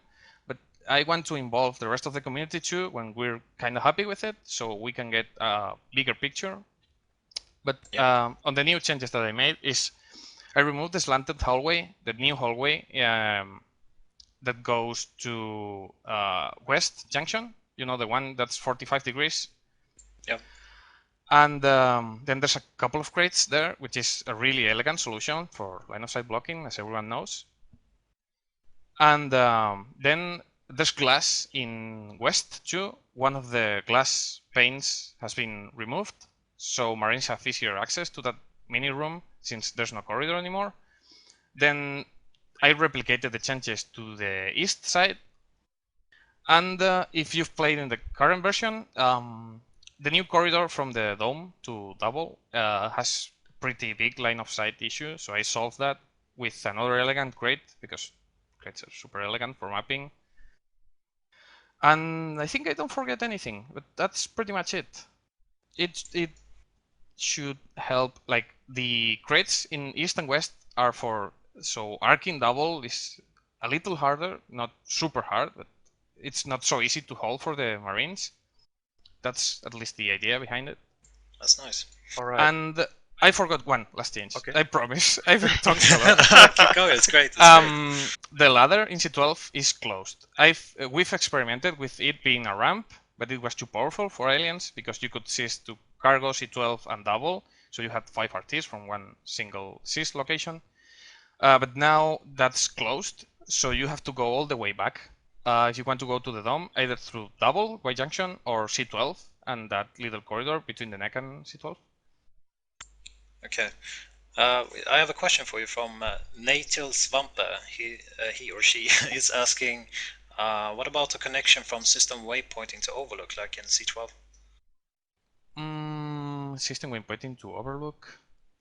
I'm not sure. What problem would that solve exactly? I mean, like, I'm probably sure he's thinking of like a vent for aliens or something. Oh, I don't know. I haven't really thought about it. Like with Veil, I'm really focused on the pipeline problem because you get pipeline as a hive, and you pretty much hoping your strategy works perfectly. Because like we had pipeline in our third decider match on the Invitational, and we lost, obviously. Yeah, this was the same issue in NS1. People were like disconnecting or fake dropping just because they got the pipe hive. Same.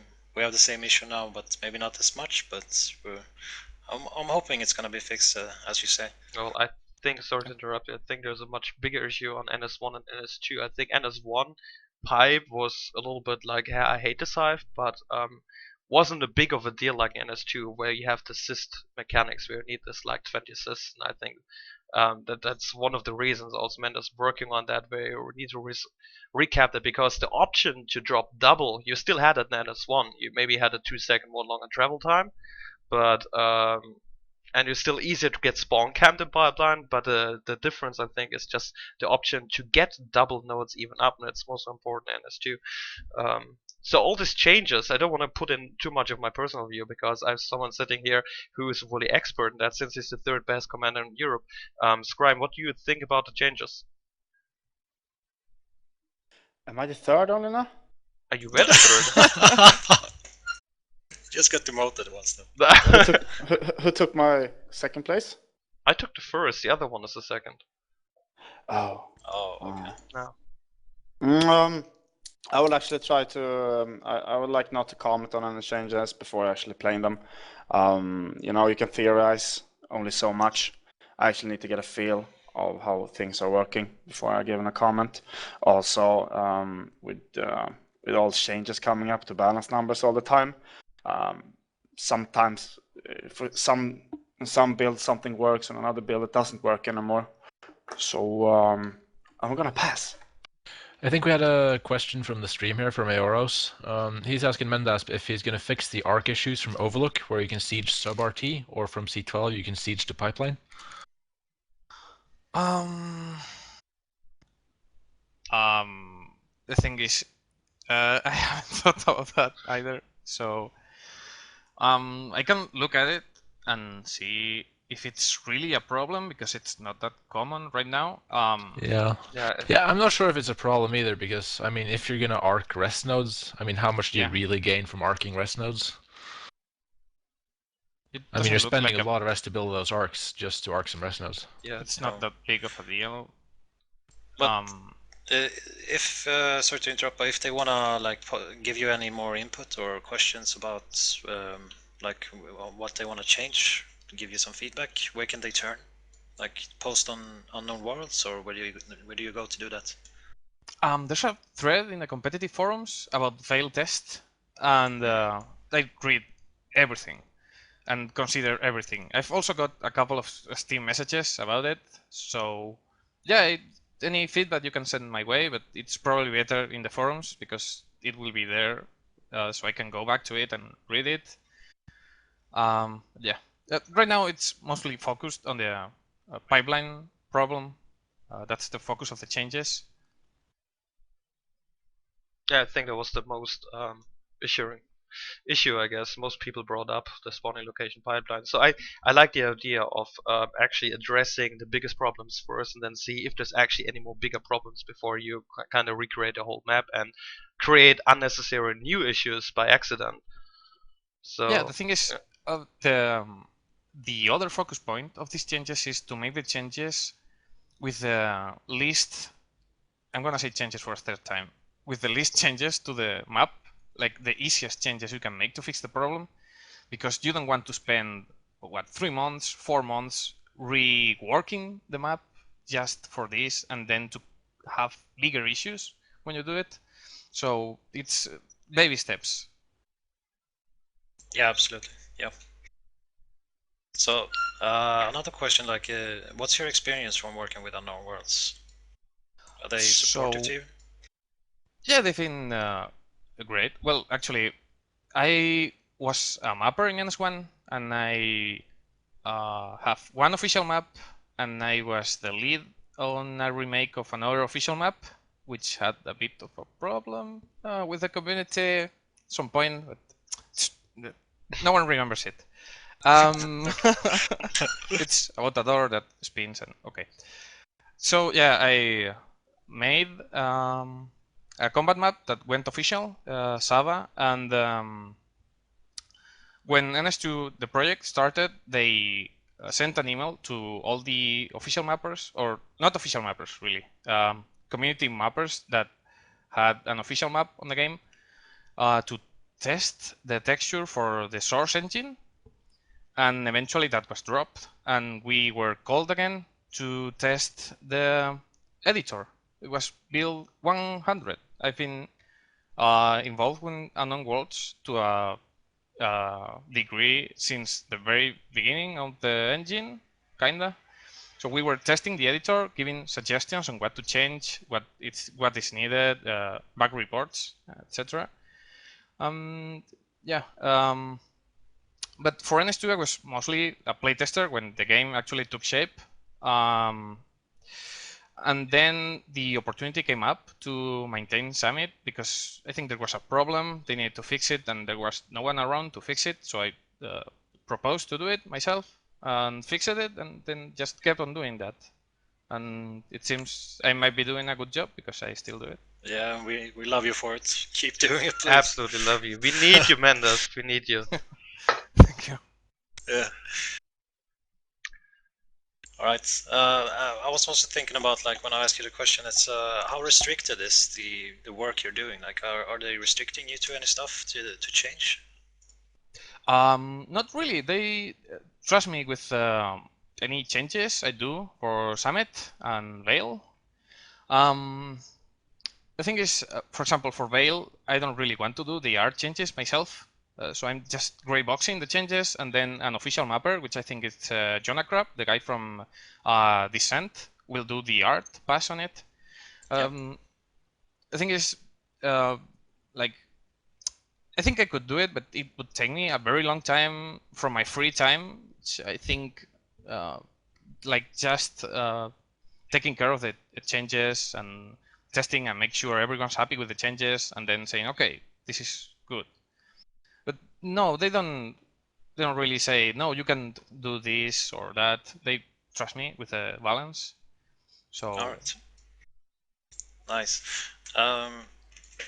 Also, do you have maybe like a teaser for us? Are you working on some new projects you can talk about? I Dun, dun, you dun, see, dun, dun, dun, dun, Smaller dun, one? the dun, thing dun. is, there is a problem with this. So there's a big joke with me that basically I started a map 2 years ago, and so far I have 1.5 rooms. So I'm really slow, and I'm not mapping much since a very long time. So Okay. I'm not really mapping. I'm just maintaining the maps and then doing modding and then playing competitive. I don't really have much time, or actually the will to map, or I don't know. I really want to, like, I'm always thinking, oh, I really need to start mapping again, but then I never actually have the time, and when I have time, I don't really feel like mapping. But yeah, I was working on a map, and Greasy actually gave me a layout, which I gray boxed, just a floor plan, but then I never went the next step, so I have lots of unfinished stuff laying around. So we So need. yeah, I think we should petition Unknown Worlds to pay you give you a payroll so you can actually start working on maps, man. Get some great maps in. But yeah, Blind, go ahead. Yeah, I have two questions for you popping in my head actually. What do you think is the biggest mistake you can do when doing a map?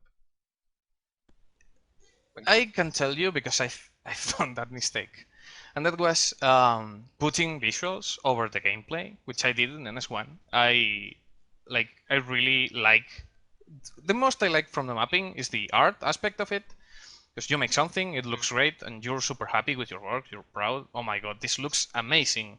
And then people play it, and if you haven't focused on the gameplay, then no one will actually play it more than once or twice to take a look at it.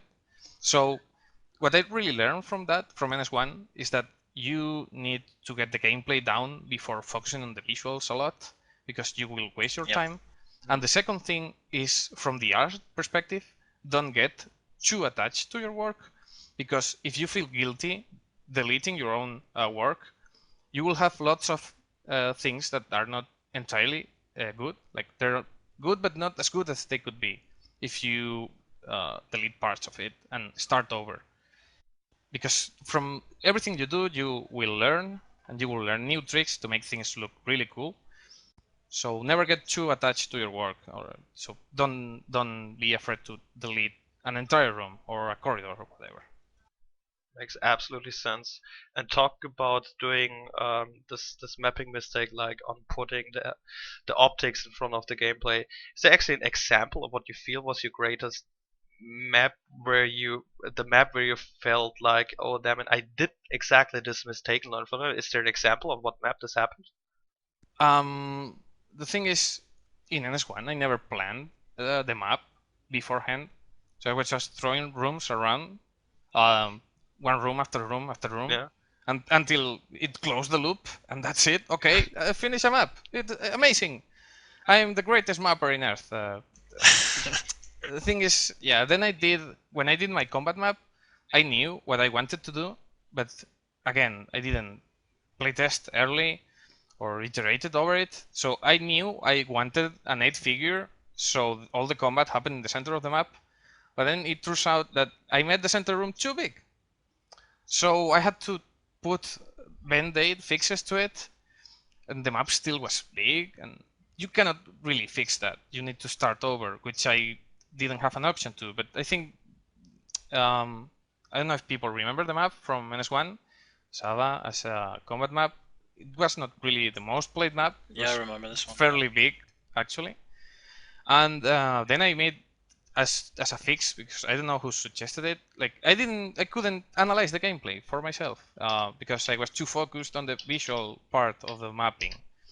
So someone suggested to make a connection room on the left, so I did that, which the map is still too big. So I guess for bigger servers it could work, but it wasn't really the kind of success I really would have liked it to be. But I'm really happy with the visuals of it, obviously. So, do you want to really quickly just tell us, since, for example, I really enjoy maps, mapping and stuff. I mean, like just like you, I don't really have the time for that. But like, say if there's people watching or they want to start really from scratch, they don't know anything about mapping. Where should they turn for like the easiest? Like, what are your tips to start off? The Unknown Worlds forums, there's lots of helpful people there, and there's a number of threads detailing like tutorials and stuff. And I made a tutorial myself on entity setup that it's on the sticky threads in the mapping forums. So there's lots of material. It's not really organized, that's a problem. But you can find lots of videos and tutorials out there and streams from experienced mappers. I don't know if there's a stream list for mappers. It could really be useful. Yeah, I think most of the tutorials are quite old, but they should still work because the editor hasn't changed that much for the basic manipulation. Also, the editor is pretty intuitive. The only problem it has, it's pretty filled with bugs. So if you know the way around them, it's okay. But if you don't, you can get very frustrated very fast. But yeah, the Unknown forums, excellent source of all things mapping for NS2. All right, nice. We got a question for you from Stormseeker. What is your favorite map, and more importantly, why? I guess for NS2. Yeah, I of would course, say NS2. NS2. Yeah. Summit is my favorite map because it's the most balanced map, although it doesn't look as amazing as some of the newer maps like Descent, which looks gorgeous. It's a beautiful map, but I like Summit because it plays so well. You could say I'm biased, but I didn't actually make the map, so I don't think I'm biased. It's a If map you have- that's very balanced. Makes sense, but if you have to pick one which you didn't make from another mapper. No, I didn't make Summit. That's why. You only Chose changed. it. Yeah, I you just changed made it. the Ah, changes. yeah, you made the I haven't changes. made- Yeah. I haven't made any Still me. maps for this too. We have another question from Iris. Can you fix the issues with the buildings placed on the pillars in Summit, like Atrium or Crossroads? I Do you know fixed what it is? that problem 1,000 times now, I think. Okay. And like every time I try, someone comes to me and says, "Hey, I built something in a pillar," and I'm like, "What? Where? What? Yeah. Impossible!" And it's I've made everything in my hand to prevent this, but there's issues in the code that make this happen all the time. I think at some point this will change because they will change the way buildings are dropped and let mappers like have more control of this. We have control now, but for props there's still a problem. So at some point this should get better, but like 2 patches ago I fixed Atrium and Crossroads pillars again, and I think it should be fine now. But if anyone can still like drop buildings on top of those pillars, if you post it on the forums, I have a thread for feedback for Summit, but it should be like page 10 or something. So maybe send me a private message on the forums. Okay. Yeah, I actually noticed yesterday. I'm not sure if this is posted anywhere, but I'm gonna say it anyway. On Summit and Crossroads, there's this place where you can go out towards Pipe, or you can go. There's the ledge between Glass Hallway. You can actually peek into Glass. Do you know what I'm talking about? And there's like a little bar, like steel bar, going up towards the rock, and there's a little, like a little small place where you can shoot there, but you can't actually shoot through it. Okay. Let's. Yeah. Is this something you? It's you're gonna the rock props. There's nothing I can do about those rock props. I've reworked the most annoying ones. Like early on, the first thing I did was changing the rocks around, and it's actually difficult. The rocks have a hitbox that it's actually bigger than the rock themselves, so those block bullets. And if I disable the collision for it, players will go through it. I can clip it so players cannot go through them, but bullets will go through them. So that's a problem. So I don't have a. Yeah. No, I can't even fix it manually if I like went crazy and decided that I could do the collision for all the rocks in the map, which there's quite a few. So maybe you just move the rock a little bit into the steel bar. But maybe that's the easiest fix. You will still have an invisible wall, which is a problem. So in some places I've just removed the rocks, which I don't think anyone has noticed, which is really good. Okay. Well, I guess we're just gonna have to live with it. So yeah, it's not a big issue anyway. It's yeah, it pisses me off too, but I know the fucking rocks. Fuck those rocks. Yes. All right. Well, I want to thank you so much for coming on. Pretty last minute, we asked you to come in and take the time to talk to us about all what you're doing for the community. So big props to you, Mendasp. We love you. Thank you. It was a pleasure. Yeah, thanks for being here. And also, if you want to hit Mendasp with more questions, it's not just a forum post. You can also spam his Twitter account, which is at Mendasp. Hit a message there, and say hola. So thanks for being here, and yeah, because we're almost at 2 hours, we clearly don't have a. I mean, as Fana said, this is a special episode. We talk really long about the NSL event, and also really long with Mendasp, which is I think a pretty much special community member, as there's more which we'll try to interview. And yeah, we're trying to shut it down. If you have more questions for the next episode, there will be more episodes, so don't hold on your questions, write it down, tweet them us. Hold your horses. Exactly, hold your horses on at NS2 SHOWTIME, Phew. also in the forums, wherever you can find us. Leave us questions, feedback, we appreciate it, because we have to cut down. But before, don't leave us yet. As mentioned at the start, there is a teaser video right when we close the stream. We will premiere it here on the stream of what we recorded on Backstage on the Invitational Finals, and the full video will come hit up soon. So, yeah, Bobby, I think that's it for today, isn't it? Yeah, I think that's it for today. So until next time, this is Showtime. Oh my god. Oh, we actually made it this time. You made it. This is amazing. This is Yeah, amazing. so Fana, do you want to take us out, or Scrajm, do you want to say bye to everyone? Goodbye, guys. Goodbye. I guess. Okay, shut it. The video is coming now. So, see you, folks.